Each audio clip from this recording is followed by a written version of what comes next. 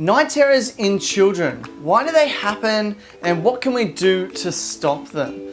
Night terrors are quite common in children, especially children from the ages from about 2 to anywhere up to about 6. Some studies say that anywhere from 1 to 6% of children will experience night terrors at some point. Other studies say as much as up to 15% of young children will experience night terrors. So they are quite a common occurrence. However, not a lot of study has been done around night terrors, and so not a lot of people know how to treat them. And so we're going to go into more detail in this episode about exactly what causes night terrors and what we can do as parents to stop our children having night terrors. And there are actually solutions to stop your children having night terrors. So it's very common, especially in 3-year-olds. Most kids grow out of them by the age of 6, and the child also doesn't remember the night terror, which might be one of the reasons why this hasn't been studied very much, why people don't go into much detail into how to fix this problem, because eventually it stops being an issue. But as a parent experiencing a child going through a night terror, you know that this makes you extremely anxious, that it's extremely heartbreaking to see your child having a tantrum, not being awake and not being able to console them. So first, what is a night terror and why do they occur? Well, a night terror occurs when a child goes to sleep and they might wake up suddenly crying or screaming or maybe even shouting. Often it'll also have some thrashing about where the child is just really restless, sometimes quite aggressive or violent.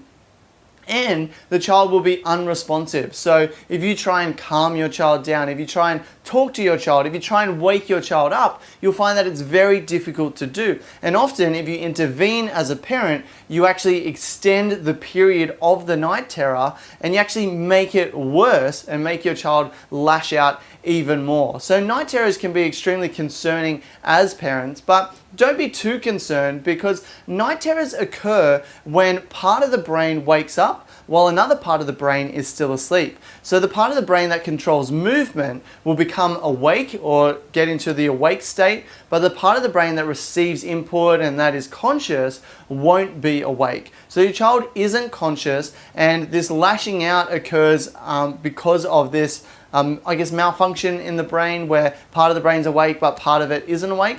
And your child actually won't remember this experience. And so even though your child is crying, having a tantrum, they may even seem to be experiencing a great deal of fear or terror, your child won't remember this in the morning, won't have any recollection of it.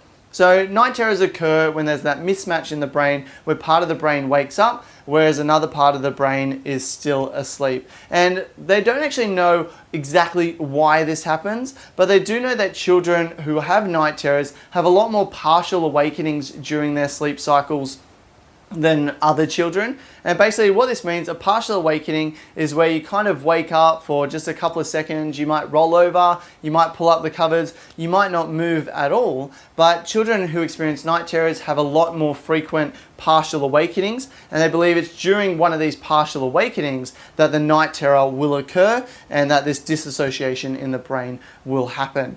Okay, so night terrors, I know they are stressful. I have a son who has night terrors. They're very stressful as a parent, but in terms of them being dangerous or are they going to hurt your child or cause some psychological trauma in your child, the answer is almost certainly no, because the child doesn't remember it in the morning. Okay, so what causes this apart from obviously those partial awakenings? Well, they don't actually know, as I said. Sometimes they say it's an over-arousal of the nervous system and that as a child is growing up, it's just not mature enough to stop these night terrors. Some people say it can be caused by stress. So if a child if there's something stressful in their lives, then that can lead to night terrors. Maybe it's moving house or going to school or, those everyday child stresses. Some people say that medications can bring on night terrors as well. And also they do expect that a large portion of it is also genetic or hereditary. So there's a lot of different speculations about what causes night terrors, but the good news is that the treatment is the same regardless of what the cause of the night terror is. And so let's talk about the treatments. How do you treat night terrors in children? How do you stop your child having a night terror? And it's actually quite easy to do. However, it's not really common knowledge because, again, there hasn't been a lot of study, a lot of funding around night terrors because kids grow out of them, they don't remember them, and so they don't really see this as a dire disorder that really needs treatment. But we as parents know if we can stop these night terrors, well, why wouldn't we? Of course we would choose to do that. So there's two main treatments for night terrors. One is free and works. One is a paid product and also works. The paid product I recommend because it has some benefits which we'll talk about, but depending on your budget will probably depend on which avenue you go down. If you don't have the money for the paid product, then I definitely suggest trying the free version. So the free version is what's called scheduled awakenings. And so what this requires you to do is simply take note of when your child's night terrors likely occur. So generally they occur around about the same time. I think for my son it was around 9:30 to 10:30 at night, or about 3 hours to 4 hours after he went to bed. For a lot of people they say 1 to 2 hours.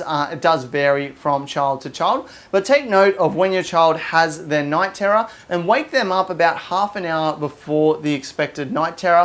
Keep them awake for 3 to 5 minutes and then put them back to bed. This interrupts the sleep patterns, interrupts what's happening in the brain, and basically resets it and allows the child to go to sleep and to not enter the phase that's going to cause them to have these night terrors. So clinical studies have shown that if you do scheduled awakenings every night for 7 weeks, then a follow-up in 12 months showed that the night terrors didn't return in those children. It was a very small sample size study that did this, but the signs are very promising, and there's a lot of stuff that you can read on forums and websites about parents who have implemented this successfully. The second solution, which is a paid product, which I recommend, it's called Lully, and it's a pod that's about this big. It's just like a plastic disc that vibrates, that goes under your child's mattress. And it works very similar to the way the scheduled awakening works, but we're not actually waking up the child, we're just interrupting their sleep patterns with vibrations. So the Lully connects to an app on your phone via Bluetooth, where you input information about your child, when they go to sleep, how long it generally takes them to fall asleep, and when the night terrors occur. Your phone, or the Lully app on your phone, will then notify you to say it's time to turn on your Lully.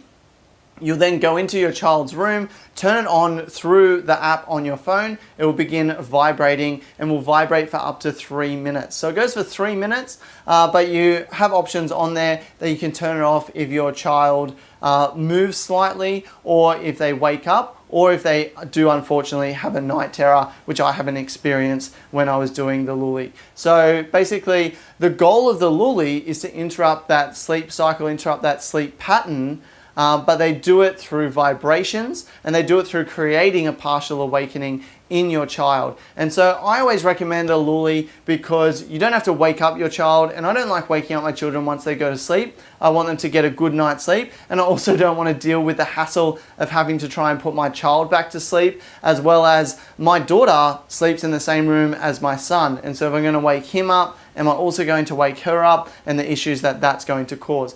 With the Lully, it doesn't interrupt his sleep because he doesn't wake up, doesn't interrupt my daughter.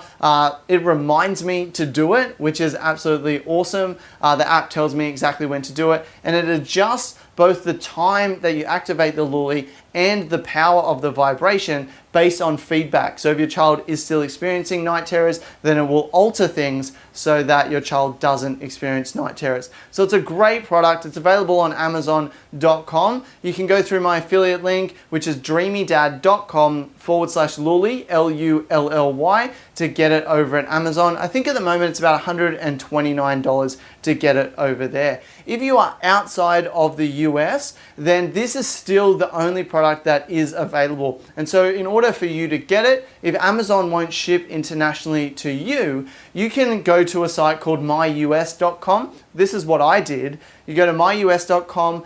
This is a service where they give you a shipping address in the US to get the product shipped to them, and they then forward it onto you in your country. So you pay a little bit extra in international shipping fees, but it's absolutely worth it. My son used to have night terrors about twice a week or so. It varied from week to week. Sometimes they were more frequent. sometimes they were less frequent, but after using the Lully, night terrors are now almost non-existent. We might have one a month, one every 2 months. I actually can't remember the last time my son had a night terror, which is a great place to be in as a parent. I remember being scared. I remember worrying when I go to bed, is Branson going to wake up and have a night terror? And now I know almost guaranteed that he isn't going to have one. So if you're experiencing night terrors with your children, then I definitely recommend the Lully. Again, you can get it at dreamydad.com/Lully, Lully. Or if it's outside of your budget or you want to try scheduled awakenings,